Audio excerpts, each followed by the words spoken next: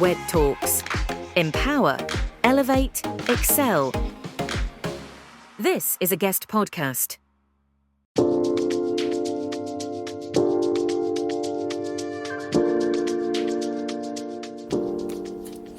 Hi, everyone, and thank you for joining us for today's podcast. My name is Molly, and I'm the Head of Projects here at Sanderson Government and Defence. We are a talent solutions provider operating within the government and defence sector.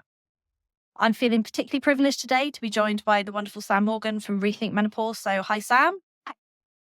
We're going to be delving into the topic of women's health, and in particular, the hugely important topic of menopause. So, this session is really all about education, representation, and how we as individuals and organisations can become better allies and advocates. So, Sam, firstly, thank you so much for joining me here today in sunny Bristol to talk about a subject that is of such importance.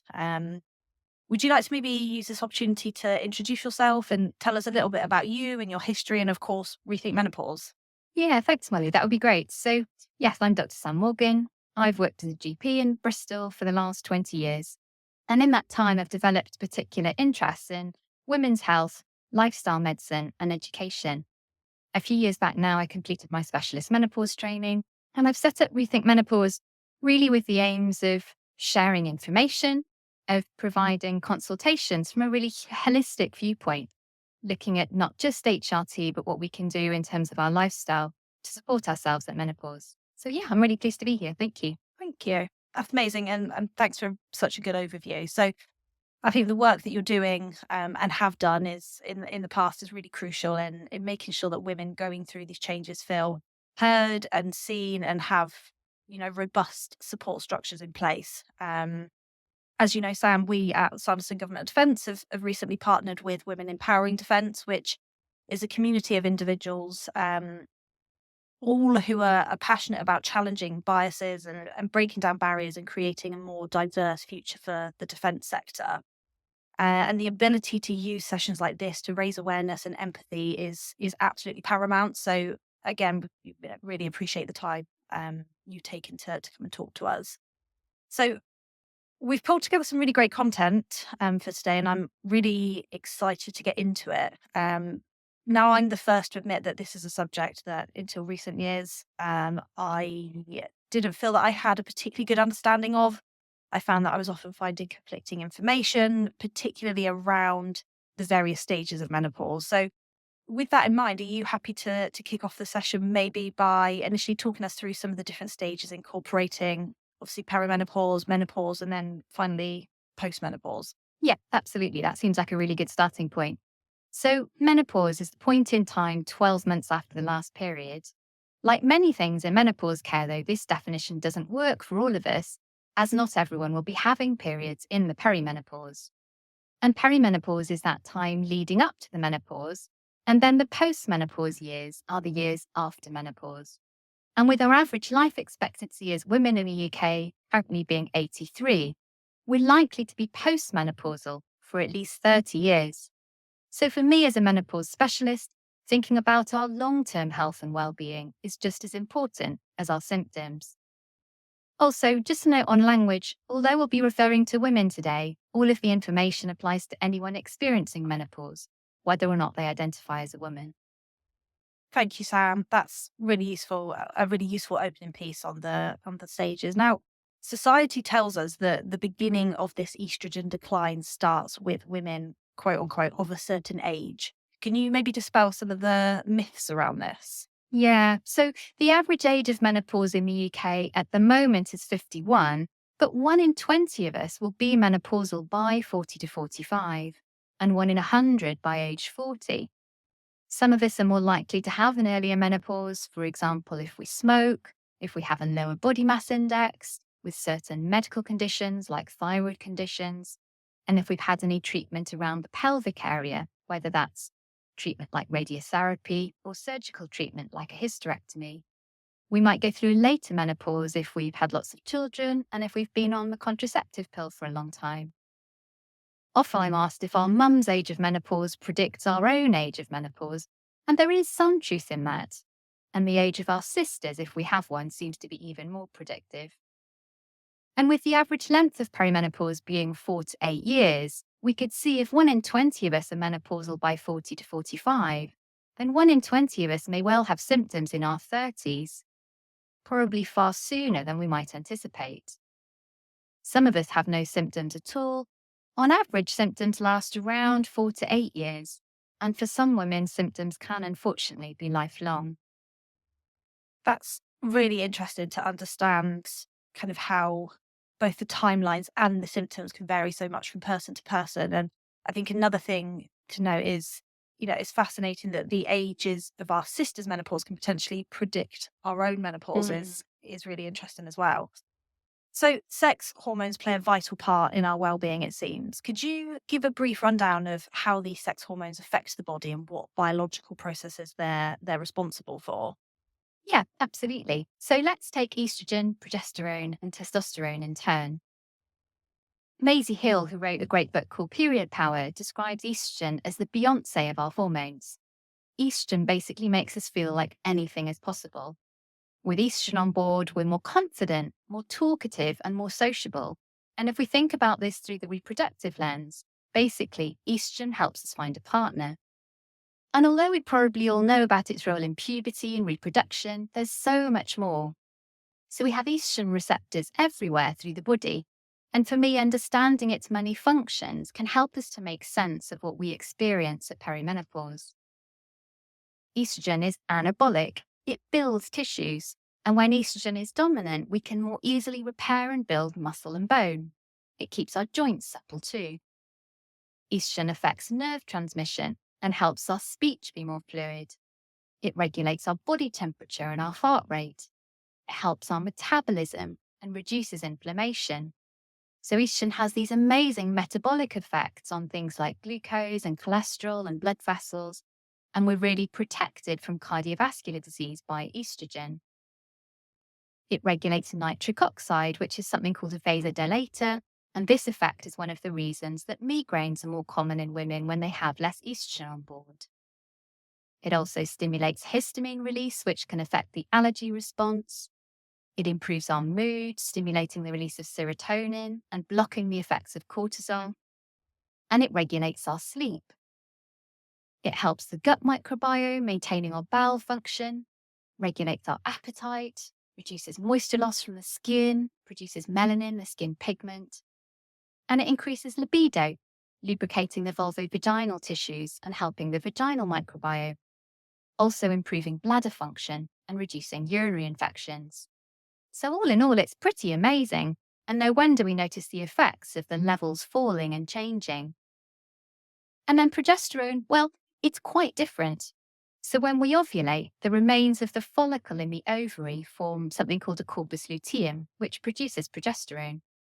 And from that reproductive lens, progesterone is there to nourish us and support a pregnancy. Progesterone slows everything down. We want to rest and eat. We may feel much more introspective, craving a hot bath and an early night. It's calming for most of us, and it helps us sleep. And I say most because around 10% of women can have quite a different experience with progesterone and find it has the opposite effects for them. It's also important for our bone health and supports our womb lining too, helping with our periods. So if at perimenopause we don't ovulate, we'll have less progesterone on board. Our cycle will extend and we may experience spotting before our period, and then our period when it comes will be heavier and longer. And then testosterone, well, it's definitely not just for men. It's produced by the ovaries and also the adrenal glands, and usually declines from our 30s, although usually in a more gradual way than estrogen and progesterone. And with testosterone on board, we feel ambitious and competitive and active. And thanks to Davina, testosterone is known for its effect on libido. The other effects are still being debated. Women using testosterone as part of their HRT often report improvements in their mood, in their memory, in their concentration and energy levels, as well as in strength and sometimes vulvovaginal health. These effects have not been proven in studies, but there is more research going on as the studies done so far haven't necessarily been of that high quality. It's absolutely staggering how much these hormones play a part in our day-to-day lives and how they impact things from metabolism and appetite to even things like speech and heart rates as well. So from our research, we've discovered that women can experience up to 100 different symptoms of declining estrogen as they approach menopause. Can you talk us through some of the key symptoms to look out for, as well as some of the more covert ones that could be dismissed? Yeah. So, in terms of the most common symptoms, well, night sweats and hot flushes are probably the most well known of symptoms. But interestingly, they don't peak until a year after our last period, by which time we may have already had other symptoms for perhaps 5 or 10 years. So, in the perimenopause, a change in periods is typical, often to a longer, heavier period, but some women may experience the opposite with a lighter or shorter cycle. Worsening PMS can be one of the earliest symptoms.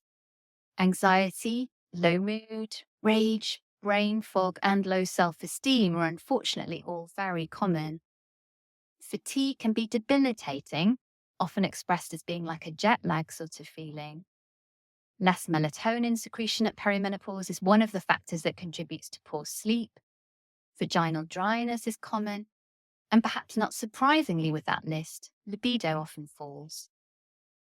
And symptoms that can catch us out include things like dizziness, palpitations, joint pains, headaches, and the genitourinary symptoms like recurrent UTIs or perhaps a worsening of a mild prolapse.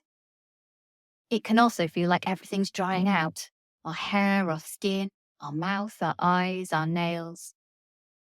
And it can be particularly hard sometimes if we're not having periods, for example, because we're using hormonal contraception, so we don't necessarily know that our cycle has changed. Also, symptoms can come and go, so it's easy for us to put them down to something else. And many of the symptoms are common. There are so many reasons we can feel tired or achy, so it can be hard sometimes to piece together what the cause may be. This is also important because, of course, other health conditions can affect us at the time of menopause too. And so not all symptoms that we experience at this time will be down to menopause. So it goes both ways. That really is quite an extensive list of symptoms that people can experience going through these changes. And can these symptoms often become so debilitating that people become maybe despondent and have a feeling of kind of hopelessness, especially given the mental health impact that these hormones have on the body? Yes, absolutely. The effects on mental health can be both life-changing and sometimes life-threatening. We know that deaths by suicide and divorce are both most common between the ages of 45 and 55 for women. And in midlife, women are often working, maybe supporting both teenage children and aging parents, and be running the household too. So it can be a really pressured time. There are biological, psychological, and social aspects of the menopause transition. And menopause can be a time when past traumas can resurface, when other health conditions can flare, and a time when our kind of vulnerabilities make themselves known. It's also often a time for reflection, sometimes with some grief and sadness mixed in. But alongside this, does come opportunities to think about the future, for the second spring, as menopause is known in Japan. I really like that, the second spring. I think that's a really refreshing way of looking at it. Now, hormone replacement therapy, often referred to as HRT, is a hot topic when it comes to menopause. But how does hormone replacement therapy play a part in menopausal individuals? So HRT is very effective at helping with symptoms for most women who take it. There are lots of different types of HRT. Sometimes it can take a little while to find the right type and the right dose for each individual. But yes, time and again, women have told me how it's helped them feel like them again. Sometimes how it's saved their marriage, felt them feel that they can thrive again at work, and even sometimes that it feels like it saved their life. Now, there is some speculation in the public domain that HRT can cause elevated cancer risk, and this can often deter women from receiving support and maybe medical intervention. But Can you give your expert opinion, given your background and kind of history on this for any individual who wants to explore their options, but maybe is feeling either too afraid or not necessarily knowing where to start with this? Yeah, I think that's really important. And benefits of HRT outweigh the risks for the vast majority of women. And we have this natural negativity bias as humans. We often want to jump straight into the side effects and risks, but there are lots of positives. So, as well as giving good symptom control for most women, HRT prevents and treats osteoporosis. When started before the age of 60, HRT may well reduce cardiovascular disease, which is the most common cause of death for women, even if we're diagnosed with breast cancer. In terms of the risks, there are different types of HRT with different associated risks. And as individuals, we bring different risks too. So a personalized approach is really important. We all also think quite differently about risk, so it's difficult to generalize. But in terms of breast cancer, some types of HRT are actually associated with a lower breast cancer rate. The estrogen only type, for example, that can be used by those women who have had a hysterectomy, so who don't have a womb.